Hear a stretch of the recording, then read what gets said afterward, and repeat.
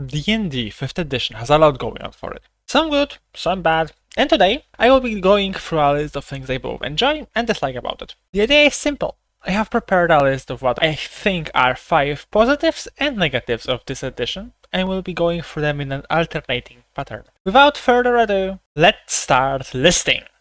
Starting with a positive, we have low barrier to entry. It is not a surprise that the 5th edition of D&D is more shallow than deep, but that lends itself into its low barrier of entry. At least on the player side of things.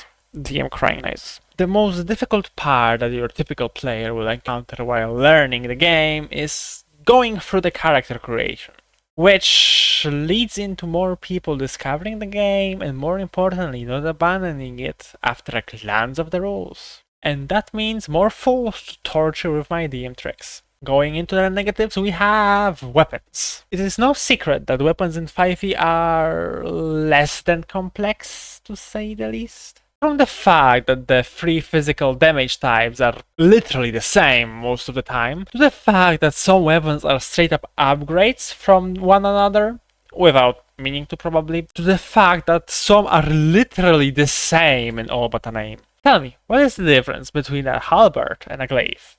None. They even cost the same amount of gold, god damn it. Now coming back to the positives. Despite its flaws, combat in 5th edition is rather enjoyable. 5th edition of D&D was built with combat in mind, more than anything. And while yes, I have some grievances about how it was handled, that will come up later, and some even stated before, when all is set up and the battle begins, it all plays rather nicely. And while it's probably a thing in most TTRPGs, the flow between the party and the monster is something at least I, as a DM most of the time, enjoy. On the negative side, we have the fact that there are no really interesting monster stat blocks, or at least a very dire lack of them. Most of the time, monster stat blocks boil down to 1 or 2 attacks, sometimes like a flavorful attack or a big hit, but not much more. There is no fanfare, no interesting little tiny bits that can be used against your foes. The biggest tell, in my opinion, in this is the fact that fighting a young dragon is much the same as fighting their ancient counterpart, or fighting a lich is similar to battling an archmage or any caster for that matter. All of the polish is left to the DM, and while some may say that it's a good thing, I didn't pay money for some vague suggestions and a stat block good for being a damage sponge. The good thing that I find about D&D is easy of homebrew. While I do not excuse the fact that the rules of 5th edition are quite shallow in most cases, as I stated before, it also allows for pretty easy insertion of homebrew, I've noticed. Concepts and ideas can be molded into mechanics easily, and while sometimes balance is tricky to achieve, the results more often than not are at least interesting to witness. Unless your players forget about a super cool weapon that they picked up and never used, that would certainly come in handy to a quest down the line, but that's not my problem. And now we come into a rather complex negative. The divide between casters and martials, as well as the divide between ranged and melee options. The problem itself can be split into 2 scenarios, out of combat and in combat, of course.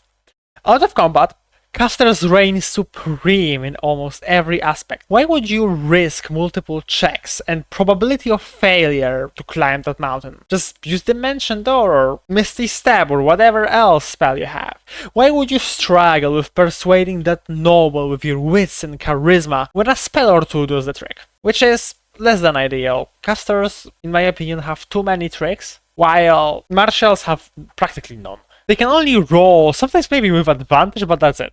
Now, in combat, the bridge between the casters and martials is somewhat bridged, as they both have niches they occupy, control and damage respectively, but, and that's going to sound like a complaint of a min-maxer, going melee, unless your ability is mandated, like a smite of a paladin or similar, is always less beneficial than staying ranged. You're basically trading slightly more damage for lack of both convenience and safety. While you are in melee, not only are you going to risk more damage onto yourself, your biggest foe is 35 feet gap between you and the enemy. In a lot of cases, that gap would cost you a turn to dash. And when you get there and start trading blows, there is no reward that your friend with a bow didn't achieve without those detriments. Basically, in my opinion, there should be either more downsides of using ranged options, or better yet, more of an incentive to be up in the enemy's face. Second to last good point we have ease of unique builds.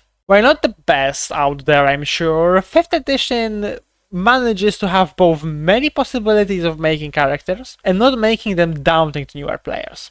Feats are simple and easy to understand, spells create flavor in themselves, and multiclassing, while most of the time not worth it power-wise, is a rather simple tool to add new possibilities to characters. Now the second point, for the negatives we have the sorry state of magic items. I know that I might be in the minority with this, but not only the lack of reasonable rules for creation of magic items, but also the inaccurate rarities, looking at you, Winged Boots, and also their overall bluntness, for the lack of a better word, are things that I dislike very much. For the rules, even with the new ones in Xanathars, there is no real way to discern materials needed for the items, as well as the time required for such a task is more often than not feasible in even long-term campaigns. I mean, who has the time to spend a year making a legendary item, okay? The inaccuracy of rarities speaks of itself.